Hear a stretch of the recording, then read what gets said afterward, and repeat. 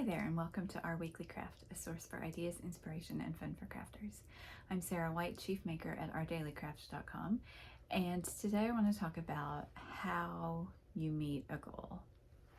So last week I kind of rambled into, I'm going to move my camera just a tiny because there's like this weird over there. It's distracting me. But last week I sort of rambled my way into talking about that is September 1st today as I'm recording this, maybe as you're watching it as well, but it's early September. In any case, it's the beginning of the fourth quarter. I know I just had my birthday, and I like to use that as a sort of moment to look back, look ahead, figure out, what I wanted to do with the year, what I still want to do with the year, and how to get to that place with the time that's left. I'm wearing a dress number 1 from 100 Acts of Sewing. I don't know if I've showed you guys this one before. I love this fabric. It's sort of like embroidered, but it just makes it a little fancier without any work on my part, which is nice. As an aside, and I'm still knitting a big panel of garter stitch because, it's summer and I can't think, and I don't know, whatever. It's fine. But so I mentioned that one of my goals was to do a book proposal and that I'd like it to be done by the end of September. So now I have 30 days, right? 30 days in September to figure out how to do that and to actually go about doing it. So I thought that this week I could talk a little bit about how I actually go from I have this goal and I want to do it in this time to like how do I actually plan out how to make that happen. So I am a big proponent of breaking things down into tiny steps. And so the first thing I do is kind of look at the big picture and like, okay, at the end, I want to have a book proposal, right? Ready to send by the end of the month. So I know I have 30 days to do that. And I know that there are certain things that need to be done in order to make a book proposal happen, right? So I know that I have written some of my ideas in journals and I have random notes and stuff. And so the first part for me is going to be collecting all of that and typing up my notes. And then I know like after that, I need an outline. I'm going to need some sample chapters. I might need to do some of the activities that are included because it's sort of like a essays and workbook kind of situation. So, they might want to see not just text, but like, here's, how you would do one of the activities that I'm suggesting, or, I'm thinking about like how the pages might be laid out, if there's like doodles or art in it so that it looks like, a workbook. So that's something I need to think about, like how to explain how it might be presented, if I want to do like sample pages or just describe it in words, what my vision is for how it'll look, because obviously, when designers and publishers get involved, you don't have a whole lot of say in how things look, but it sort of like gives you a feel for what the kind of tone and things are going to be in the book. So anyway, sample chapters and activities, which could involve photography, probably will involve photography, could involve some other graphic design sort of stuff. And then like the other elements that are needed for a book proposal. So it depends a little bit on the publisher, but that might be, a target audience description and like information about who might be a reader for this book. It might be looking at competing titles and like how your book is different from what's already out there. There might be questions about how you would market the book, or like your platform. Like I have these websites and these social channels and this many followers, and I do this blog, and all the things that can help to promote a book. So it's knowing what those things are and then doing those things and then pulling it all together and making it into a proposal that can be sent to publishers. So there are like probably 4 big chunks in there. So collecting my notes, doing an outline, doing sample chapters, and then doing the additional sort of platform stuff for the proposal. So it happens that there are 4 weeks in a month, right? So it's easy to say, I could just do one of those things a week, but typing up my notes is not going to take as long as writing sample chapters and an outline, right? So I could probably shorten that and lengthen the other. So, it doesn't have to break down into weeks. It could be, I'm going to take 2 days and type up my notes, and then maybe I'll take 2 more days to work on an outline, and then the rest of that week to write sample chapters, and then a few more days for developing a project and photography and design and stuff, and and then a day to look into what other requirements for the proposal there are, and then dividing up, like one thing a day, maybe however many days I have left there, and then a couple days where I'm not looking at it at all, and then a couple days to like read over everything and edit and add and all of that kind of stuff, so that it could be ready to send by the end of the month. And so I probably literally will look at a calendar and and write down a list of things and divide out like my estimate for how many days or how many hours I'm going to need for each of those things, because it could be that I think it's going to take me 2 hours to type up my notes or whatever. I don't know how long. There's not, it's maybe 10 pages of notes or something, so it won't take that long, but I just need to sit and do it. And so maybe I say, okay, I'm going to set aside 2 hours, and that's going to be over this weekend or whatever. But looking at the days that I have, and the days that I want to work on it and days I don't want to work on it, maybe like next week I'm really busy at one of my jobs, so I need to be not necessarily working like expecting that I can work on it as much. So, maybe then I do need a week for, doing an outline and writing sample chapters, just because I'm only going to have like 15 or 20 minutes a day maybe to work on it. And so, in this planning phase, it's really important to me to be realistic. Like, it's a month, it's not a huge amount of time. And that's important too, because, like I need deadlines, and I know this about myself. So like, if I'm like going to say it needs to be done by the end of the month, then I need, these goalposts in between, to keep me on track and to keep me focused and to keep me going. But I also need to be realistic about my time and days that I might not want to work. Like my daughter's birthday is on Labor Day, so Monday, and her birthday party is Saturday.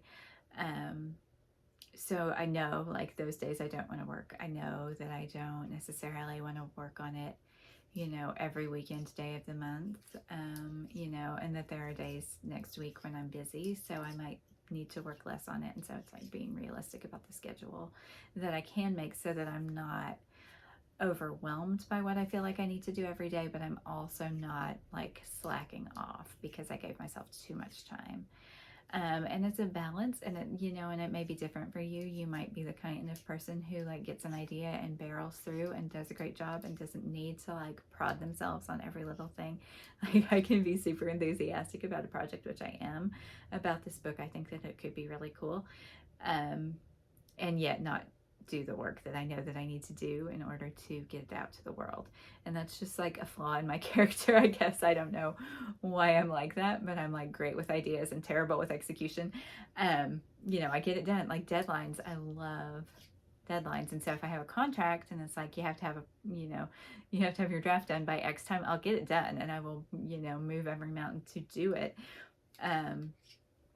But when it's a deadline that I set myself, it's harder for me to actually do it. And so that's a little bit of the, having the plan is great, and like actually writing the things in your to-do list, actually blocking out time in your calendar and saying, I'm going to take this 30 minutes every day after lunch, or when I first get home, or after the kids go to bed, or whatever, whatever it needs to be. If you can set like a specific time and that it's consistent every day, that's really great, because then you're like, your resistance is less, because it's just like, oh, it's 8:30, it's time for me to work on my book proposal or my sweater that I'm knitting, or that sewing project or whatever it is. This does not have to relate to like writing a book or even something crafty, but whatever your personal goals are that if you're having trouble accomplishing them. Like, for instance, since I work from home, I always work out around 9 o'clock in the morning. So it's like I've taken my daughter to school and I've done, some chores. I've done my morning pages, which I usually don't do until after she goes to school. So they're like mid-morning pages, but whatever. And so I know when I've done those things, the next thing is doing a workout. It doesn't always work, because sometimes there's errands to run or meetings in the morning or whatever that I can't do it right then. And those days I tend not to do it at all, because like, it's just ingrained in me that that's workout time. And so, the more that you can set yourself up for doing it without having to think about it and not having the opportunity to build resistance to doing it, is really great. So if you can, if it's at all possible for you to set a specific time, or it's after this other thing happens that already happens every day, that is like the best thing you can do if you're at all resistant to like working on the things that you want to work on. And so putting it on the calendar, and even if you can't do it at the same time every day, at least like actually putting it in your to-do list on your calendar, whatever. So it's whatever way you track like work goals or your to-do list for the day, you need to add those things to that list too, because that makes it real. It makes you take it more seriously. And that's just how things get done. Like, if it's just in your head that, oh, I'd like to work on that book proposal, then you're here, 3 months later going, oh, I was really excited about that book idea and I haven't done anything about it, right? So that's a big thing for me, is just like, I have to actually write it down. And, each day might be a tiny little part of it, or an amount of time or whatever. But just having it on the list, it doesn't mean that I'll always do it every day, but at least it's more likely that I'm going to do it if I've actually written down that this is a thing that I'm doing today, or a goal that I have for the day. Another thing that sometimes works for me is bribery. I was talking last week about how I need to have like a reverse, or like a punishment thing if I don't meet my goals. So like, I have to contribute money to Herschel Walker's campaign or something, like something terrible, if I don't do my thing. But I don't know if even that would motivate me, because I'm not that motivated by money. I mean, I just wouldn't do it. That's the thing. Like, I could say I'm gonna donate money to some abhorrent cause if I don't meet my goal, but then I wouldn't actually do it. So that doesn't really work for me either. Sometimes I can bribe myself and be like, there's this thing that I want.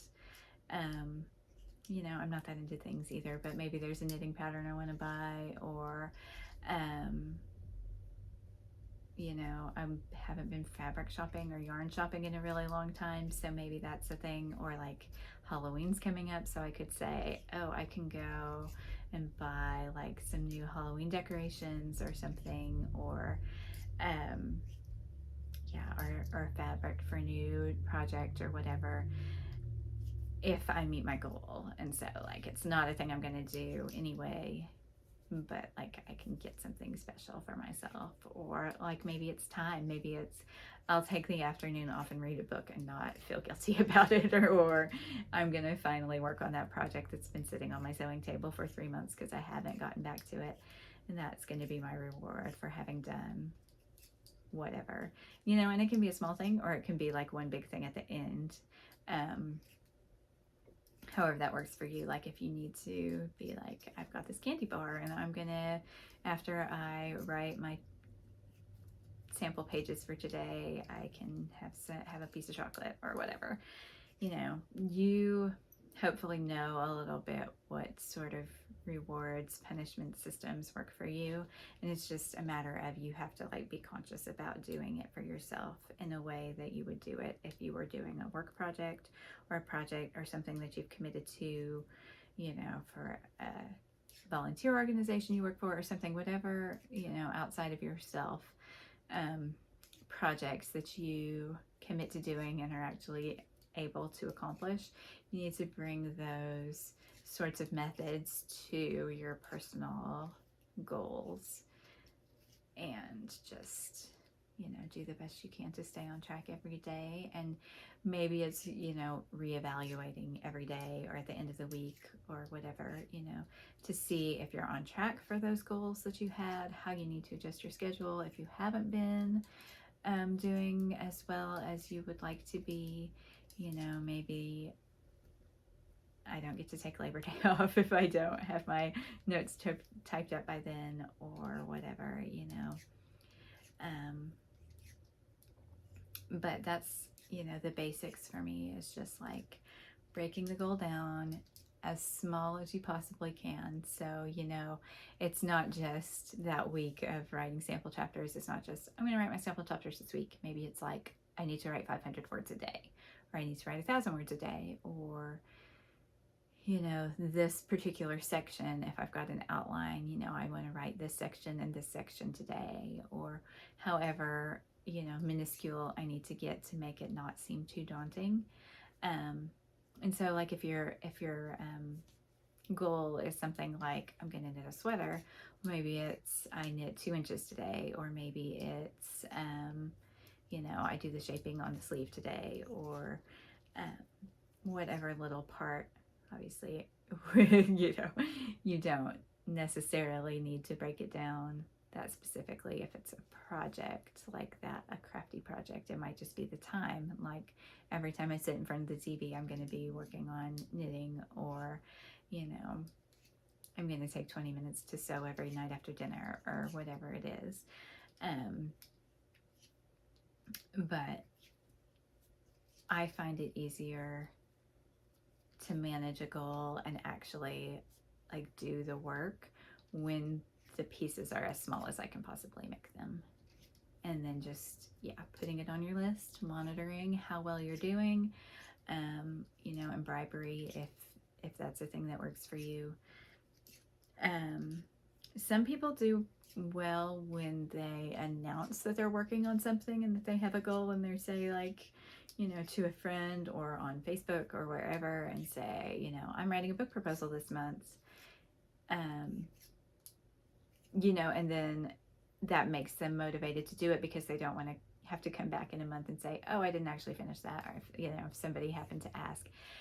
Anytime I've done something like that, nobody cares. And I feel like that's pretty normal, that people aren't like gonna check up on you a month later and be like, so how'd that book proposal go? If you have a trusted friend, or a writing buddy or a crafting buddy who can and will, you can like set up that relationship with someone and be like, text me every day and see if I did my writing, or check in with me at the end of the week and make sure that I did my sample chapters, or that I was working on my cross stitch or whatever. And then, offer the same for them. So like, what are you working on that you need accountability for? And I will help you with that too. And that can work. I get, I just have never had the right relationship where that like consistently happened.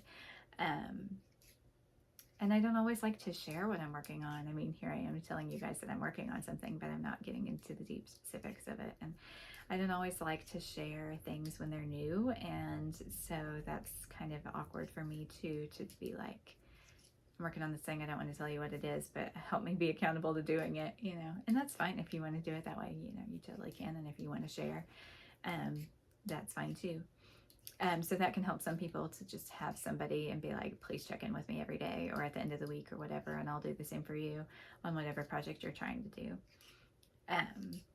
So that's another good option if you have somebody in your life that you can do that with. And if, the accountability of strangers on the internet works for you, drop in the comments what you're working on, and we will check in with you and see how it's going. So yeah, I'm going to start typing up my notes, hopefully today. If not today, tomorrow for sure. And I will keep you all posted. You will be my accountability buddies. I was trying to say accountability buddies. because it's a funny word, but I messed it up. But I will keep you posted on how it's going for me, and I would love to hear if you're working on a project, how that's going for you, and if you need support for that, we can do that. In the meantime, I finished reading The Storied Life of A.J. Fikry, I think it is. I can never remember his last name, and it is by the same author as Tomorrow and Tomorrow and Tomorrow, which I really loved. I did enjoy this one, not quite as much. It's about a guy who owns a bookstore on an island, like would be kind of like Martha's Vineyard sort of island, except even more remote because it's only accessible by boat and seasonally. Like I don't think you can get there in the winter. It's kind of cut off from the world. But he owns this little bookstore, and somebody leaves a toddler in his bookstore with a note that he is supposed to take care of the child, and it's about what happens with that, and it's about books, and it's good. Anyway, I don't know what it's about. Family that you choose, I guess, maybe, but and I am currently reading Mexican Gothic, which is very Gothic. If you're into, Victorian novels, it is that, just in Mexico. So that's been fun. I finished watching Keep Sweet, Pray and Obey, which is harrowing. It's really hard to watch and think about the things that happened to all those girls. And I started the second season of History 101, which is on Netflix. It's sort of a little, they're like 20-30 minute episodes about some topic in, history is kind of a weird, because it's, the two that I've watched, I've watched three, I guess. One was about GPS, one was about MP3s, and I can't remember what the third one was. I literally just watched it. Credit cards. So, and it's sort of like about the history of these things, and like, is it good that we have them? Is it bad that we have them? How they affected their industries and that sort of thing. And it's not great. It's just like a thing I watch when I work out, so that's fine. I guess we're going to start that new Lord of the Rings series, which comes out tonight as I am filming this. Yeah, I still feel like we've got a lot of stuff, and maybe that's the way that life is now, is that there's just going to keep being more and more content until it overwhelms us and we give up trying to watch all the things that we want to watch. I don't really know. Anyway, I hope that you have a crafty weekend, a long weekend if you're in the United States, and don't know if there are other places with long weekends this weekend, but wherever you are, I hope that you get some crafting in, and that you think about your goals for the rest of the year if you haven't already, and if there's something you can do this month, and break it down for yourself and to let us know if you're working on something special, and if you're not, maybe what you might want to be working on. You can start giving that some thought. And I would love to hear what you're working on, what you're reading, what you're watching. And I hope that you have a good crafty week, and I will see you again soon.